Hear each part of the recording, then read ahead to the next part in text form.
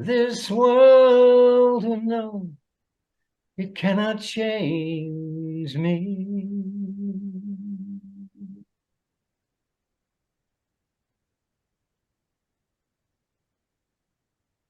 Uh, I know Rob loved that song. I got to sing it for him before he went home.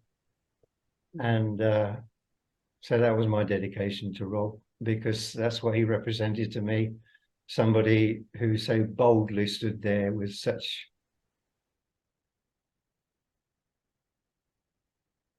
made that statement. Thank you, John. That was wonderful. And I didn't know that you had a chance to sing that for him before he left. That's great. Yeah, fortunately, when he wasn't well then, so we were just chatting one day, and he said, "Oh, what was that song I liked?" So I got to sing it for Perfect. him. So Sharon said, I don't need an introduction. I told her to say that just so I can get on with talking about Rob Pennington. Some of you, I think a lot of you know who I am. My name is Stephen Haslam. I worked with Paul and at the fellowship from 1976 to 1993, 94, something like that. And then I moved with my wife, Myrrh, to Houston, Texas, where we've worked since then with Rob Pennington. Rob wished that he could be here to share with you today, but as many of you already know, Rob passed away in January after a year-long battle with stage 4 inoperable pancreatic cancer. So when Sharon offered me the opportunity to share with you this weekend, I just thought the most appropriate and important thing that I could do would be to share about Rob. So for those of you who don't know, a little background on Rob. Rob received his Ph.D. in psychology in 1968 from the University of Texas, and he worked in Texas as a psychologist and a university professor for a number of years. He was introduced to inner light consciousness by his first wife when she sent him the ILC brochure in 1978, along with their divorce papers. I love that. And he always used to love to tell his story. A week before the ILC class, he received a call at work. The guy who was the ILC guide at the time, Charles Johnson, said to him, I'm the ILC guide and my room just fell through. Can I stay with you? And Rob said, Charles, this isn't a good time for me to deal with this. I'm sitting in my office, my boss's office, getting fired right now. And Charles said, congratulations. Charles thought, oh, what a great opportunity for this guy. Oh, these windows opening up for a whole different path in life. And Rob thought, I don't know what kind of weird people I'm getting involved with here. And he was kind of right about that. So Rob took the class, the ILC class, and then he came to Virginia Beach, took a month-long retreat program. I can't remember what the retreat program was called at that time. And then he took the ILC teacher training course. And a few months after he took the ILC class, he was traveling around the country teaching ILC. Over the years, he was awarded a lot of different awards. Mental Health Association's Best Speaker Award 4 years in a row. For many years, he was the president of the Houston branch of the National Speakers Association. And they actually established the Pennington Award in his name for worthy members who provide excellent service to the community. His book, Find the Upside of the Down Times, How to Turn Your Worst Experiences into Your Best Opportunities, also won a number of awards, book awards. He loved that I did that. So in this book, very well written, I know, I wrote it. Each chapter in the book tells a story of some of the worst experiences in his life and how he learned to turn them into his best opportunities. He would say, I've been fired, I've been divorced, I've been remarried with teenage stepchildren, which was frankly more painful than getting divorced. I was shot in the center of the chest from 3 feet away by a 38 caliber bullet. True story. And I was audited twice by the IRS. We found most people had a bigger reaction to the comment about being audited than about being shot, which kind of told us what most people were really afraid of. But I won't tell that story. I'm going to let him tell that story for you. I'm going to share my screen, and then I'm going to go to pulling up Rob telling the story about getting shot.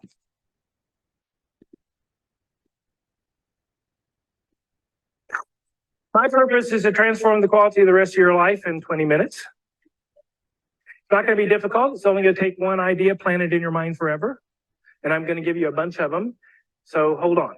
How many of you have ever experienced any stress? You mean things not going the way you want them to go? Have you noticed when that happens? Don't buy solar panels. Seriously. There is a very good reason why you're saying this. If you're thinking about buying, What happens that you have a tendency to hold your breath, tense your muscles, maybe have a little self-doubt about how you're going to handle something, and then think negative and get serious. You ever notice that? I think it happens anytime anything is not the way we want it to be. And we get a lot of habits of that.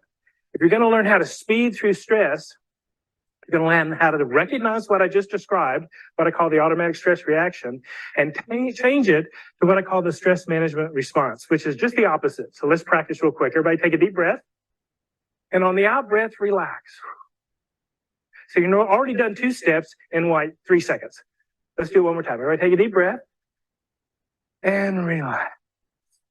Now just take your right hand, put it on your left shoulder, and just kind of pat a little bit and go, oh, okay. This is just reassuring yourself. Reassuring yourself about your value, but also about that you can even when you don't know how. Now think about that, because isn't it easy to think you can do something when you know how? And where's there any stress when you know how? So it's all about when you don't know how and think you can't that we experience any stress. So what you want to learn how to do is actually believe that you can without knowing how. And you already do this in some area of your life. You already know when work comes to you. You don't stress about it because you'll figure it out. You don't know exactly how, but you'll figure it out. I just want you to do that same thing with everything. And learn how to practice it. So breathe and relax, reassure yourself, then think positive. Now, this is not a Pollyannish kind of way. It's a really, projecting a positive into the unknown, looking out there and at the end result, the goal you want to achieve. And seeing what it would feel like. Get a little emotional juice going. And then actually smile for no reason. So let's practice that. Everybody smile for no reason. Now, while you're smiling, keep doing it. Now, while you're smiling, try to feel bad. Can't do it. Doesn't work. There are differences happening in the brain when you actually put a smile on. We tend to wait for the emotion to have the smile, but you can actually do it the other way around. And when you practice in what I call the elementary school lessons in life, at the grocery store, when you're in traffic, when your computer crashes, and you get that automatic stress reaction, and you practice then moving through on those 5 steps to the stress management response, you get really good. You get really good at noticing it and recognizing it and moving through it faster. So that what the graduate school lessons in life are, when they come, which they will, you'll have some practice going. So like it was mentioned in the introduction that I got shot. I was just walking home from a trip down to the drugstore. Pretty day. I just walked down to the area where I live, and I'm walking back, and a car comes by kind of slow, and the driver stops and gets out, and I think he's going to ask directions. It happens in this area, time people, get lost or something, and he walks over and grabs me. That usually doesn't happen. He grabbed me, and somehow I was able to step out of his reach. He pulled out a gun. 2 other men jump out of the car and come around. Notice if you just stopped breathing and tensed any muscles. This is called a stressful moment. And it's funny what your mind does in these moments, because I immediately started thinking about when I was a kid and they used to get beat up sneaking home from school. And I thought, wow, this hadn't happened in a long time. And somehow I just able to get out of his reach. And I thought, okay, what does he want? He wants to rob me is what I thought. I'm going to go through this little movie. I'm going to say, what do you want? He's going to say, give me your wallet. I'm going to give him the wallet. And that's about as far as I got in my little movie. And I said, what do you want? And he just smiled and shot me, which I didn't expect at all. Shot me with a 38. Which is a pretty good sized bullet, hit me in the center of my chest from just a few feet away. So everybody take a deep breath and relax and reassure yourself, I'm the one who got shot. Okay, so you know. Now the miracles are that the bullet stuck in the sternum. It didn't enter my body. It grabbed my shirt and spun the material in my shirt and created wadding around the bullet, and I didn't bleed at all. It didn't knock me down, and I think it kind of scared the guys because they turned and ran back to their car, you know, kind of da-da-da, da-da-da-da. Any of you who are old enough to remember the Superman theme song. So there I am standing with these guys running away with a bullet in the center of my chest, and I knew I needed help. Now, I wasn't bleeding at all. It didn't knock me down. Actually, at that moment, I thought maybe it was a dart or something, you know, because I did see the gunfire. Flame comes out about 2 or 3 feet. It's very beautiful if you've never seen it. But I knew I needed help. So I turned and went to the first house with the light on. I knocked on the door. The guy who opened the door was wearing operating clothes, which I thought was a good sign. That was encouraging. I said, I think I've been shot. He said, come in. He called the police. He called the ambulance. He called my family. And I'd been practicing what I was just talking to you about moving through stress in 5 steps in 15 seconds for years before this happened. So I'm automatically, just out of habit, breathing, relaxing, reassuring myself, thinking positive. I'm, you know, seem okay. When we got into the ambulance, I am even thinking more positive. I mean, I'm thinking, this is a great story. Really, I'm a professional speaker. What do we need all the time? Good stories. This got my attention. I'm taking notes in the ambulance about what happened. Now, wasn't it a good story? It's an excellent story. It's become what's called a signature story. I'm known for the story. Getting shot from a professional speaker point of view, absolutely the best thing that's ever happened to me in my life. In fact, my book, it goes through every chapter. You know, I was shot in the center of my chest. It was the best thing that ever happened to me. You know, my wife threatened to divorce me. It was the best thing that ever happened to me. You know, I was audited by the IRS. It was the best thing that ever happened. In the middle of these things, it doesn't feel like that. In the middle of these challenges, we're overwhelmed with our habits, and we can't see through to something new. You've all heard the phrase, you know, when a door closes, a window opens. The problem is we have to make a change to find the window. And it's hard to do that at the moment the door closed. It's helpful if you practice making that change before the door closes. So that's why these processes are so powerful. And that's an experience of my application of it.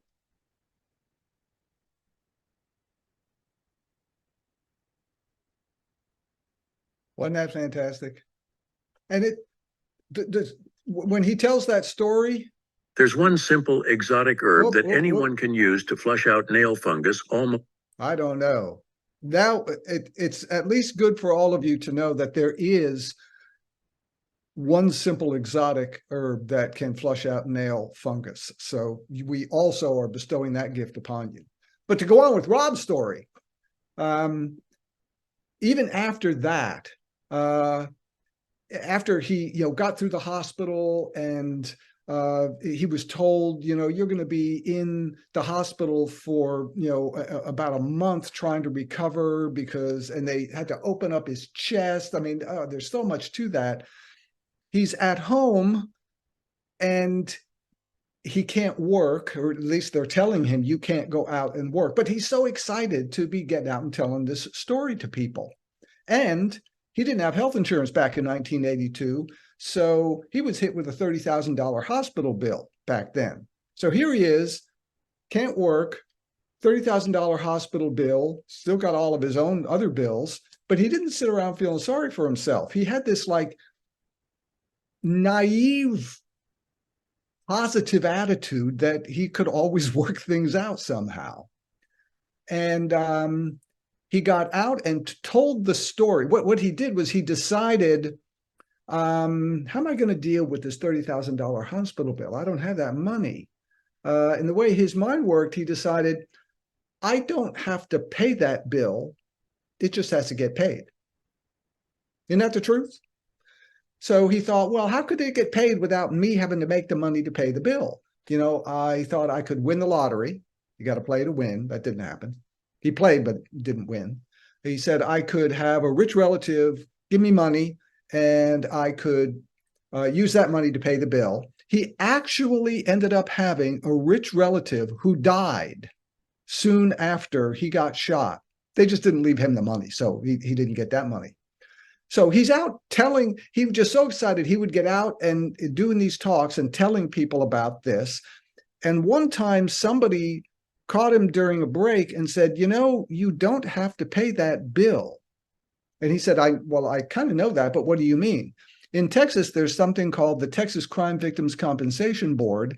And if you can apply and if you qualify, all your bills will get paid. And he did. Everything got paid. He got paid for the time he lost work. But the thing that he learned from that was, if I was at home feeling sorry for myself because this terrible thing happened to me, I never would have come across this person who gave me the answer to my problem. And so he will always be telling people, the answer to whatever you think is your problem is out there. If you know that it's out there, even though you don't know what it is yet. And Rob loved to talk. Any chance he could, he would talk to anyone. Groups, any kind of groups. But I think even more than loving to talk, Rob loved his second wife, Claire. Now, soon after they were engaged, Claire was diagnosed with multiple sclerosis and also with borderline personality disorder.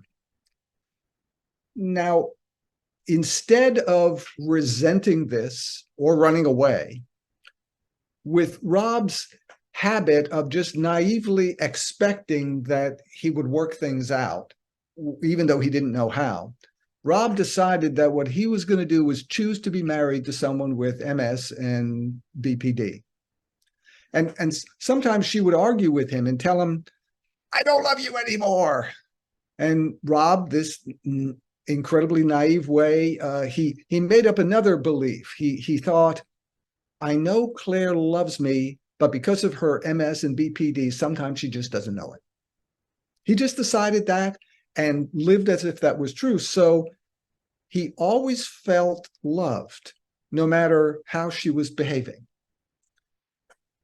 I think the most important things and the most touching things that he shared, he learned from his relationship with Claire. And so I'm going to let him speak for himself about that. Again, I'm going to share another talk from him. And I hope there aren't any commercials on this. Whoop. There's also no sound. I don't know why that's not working. What? Give me a, oh, there, hold on.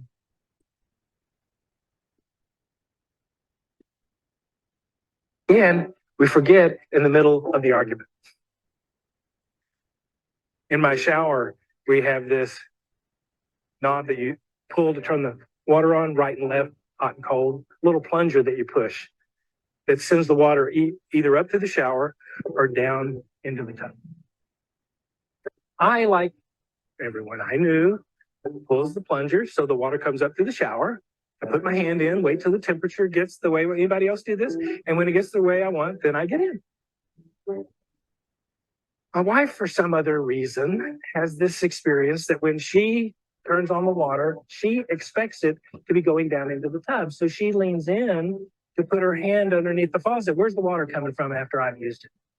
From the shower. What does it do? Hits her in the head. How's she feeling? And we get into this argument about who's going to have the plunger in or out. Haven't you ever had silly arguments that were intense about that? Who's going to control who? Whose right way is the right way? That went on for a long time. Our struggle.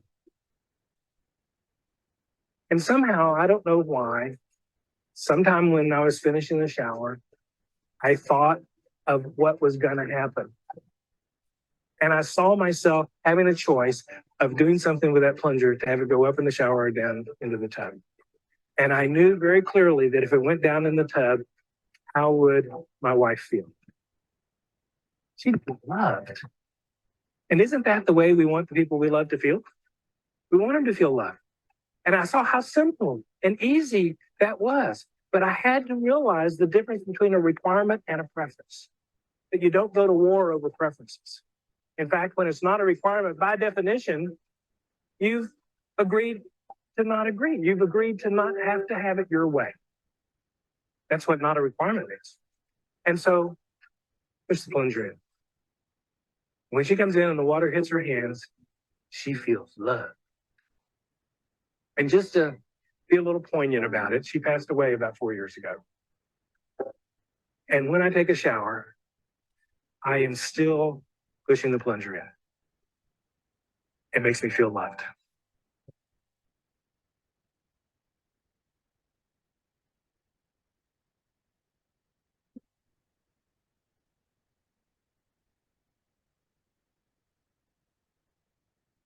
He's got lots of stories like that.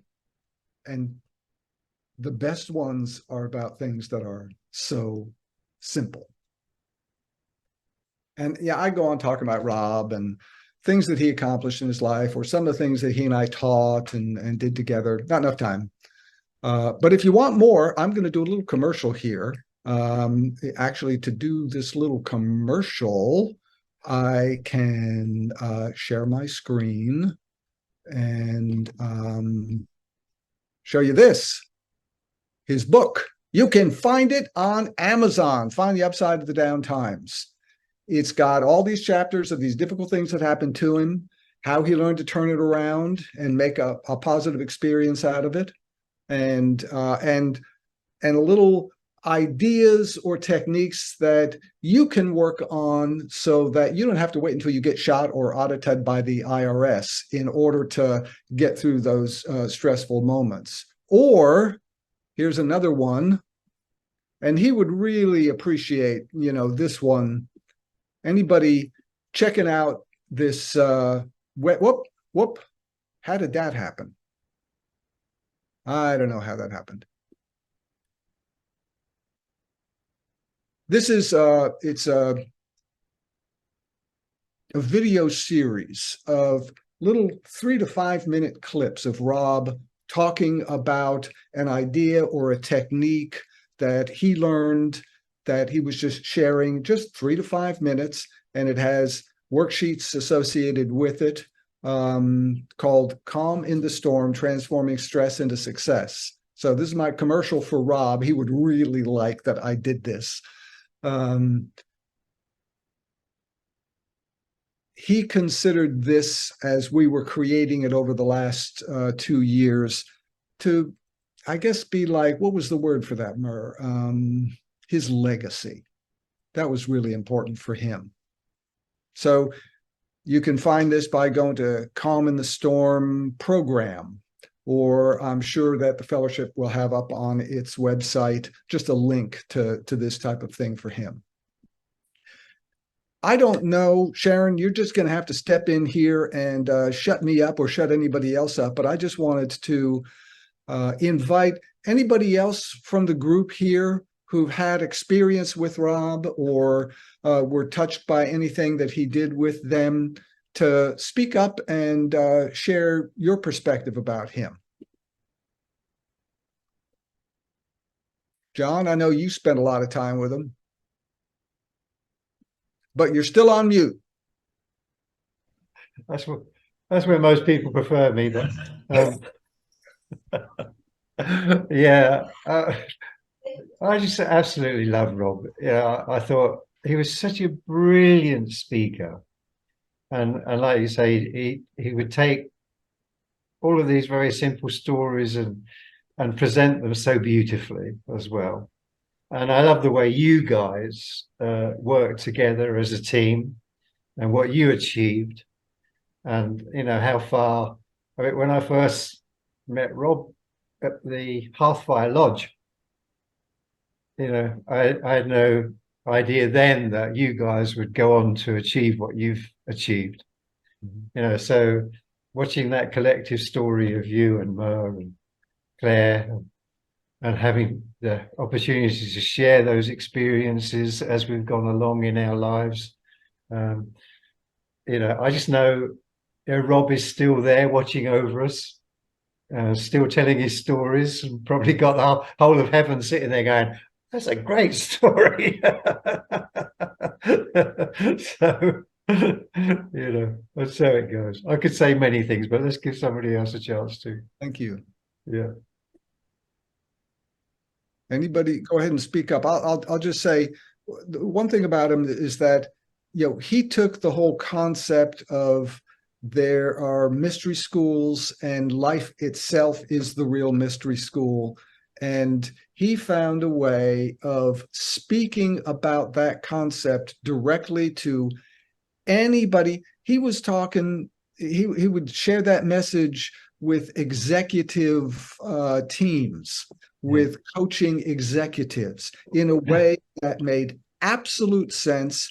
And he would actually even get them, crying about what they were going through. Rob always loved to get people to cry. So he found a way of taking these concepts and delivering them in a way that absolutely anybody could share without having to have this great background of knowledge in mystery teachings. Anybody else, or do we need to move on? I do. Oh. Yeah, okay. Hi, Stephen and everybody. We had moved to Hawaii after we had moved to North Carolina, and I had lost my How to Teach Inner Light Consciousness album. And David Solomon and Delynn at the time invited Joshua and myself to go to Olympia, Washington, and teach inner light consciousness to them. It was a pretty powerful class. You saw Delynn came, David came, there were other people. But I went to Rob or Stephen, I said, do you have a journal? Do you have a book that I could use, to refresh myself and make handouts out of? And he sent me a whole transcript of everything that Paul had said in the whole ILC class, which I think lasted 10 days or something like that. But I just so appreciated that he didn't just send me, okay, this is this, here's the lesson, here's the thing, but the whole thing. And it was a lot of work. You might have been in on copying that too. I believe he sent 2 copies, either that or it was 2 copies, I guess, one for Joshua and one for me. But I remember I left one with Delynn and David Solomon so that they could, we started like a little group going there. And it really made a difference enough for him to come here. Okay, this is not about Rob, this is about Stephen, which I would have said if I was able to introduce you, Stephen. I stopped you from that. One of the kindest people that I know. And when there's a choice between something for him or for somebody else, he'll always be kind enough to defer to somebody else. And so I gave him a choice. I first invited him to speak, and he prepared this wonderful talk on spiritual fasting. And if any of you have ever had an experience of being frustrated with your spiritual teachings and want to find a way to renew your soul with them, on YouTube, there's a wonderful video with Fellowship YouTube by Stephen Haslam on spiritual fasting, which he would have presented had he not deferred lovingly to Rob. There's Stephen. Thank you, Stephen, for your presentation, and thank you for being you.